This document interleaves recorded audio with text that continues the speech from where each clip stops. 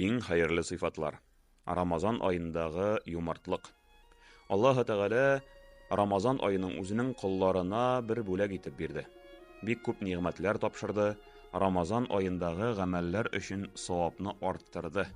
Һәм бу айны безнең өчен бер олы бәйрәм буларак әзерләде. Юмарт булган Пәйгамбәребез саллаллаһу алейхи ва саллямның юмартлыгы Рамазан айында тагын да арта иде. Рамазан айында изгелекләрне арттырып, Коръән укыр иде, Аллаһы Тәгалә риза булган гамәлләрне кылуда тырышлык күрсәтер иде. Мөселманнарга да Рамазан айында изге гамәлләрен арттырырга киңәш итте һәм бу айда изгелекләр өчен саваплар артканын белдерде.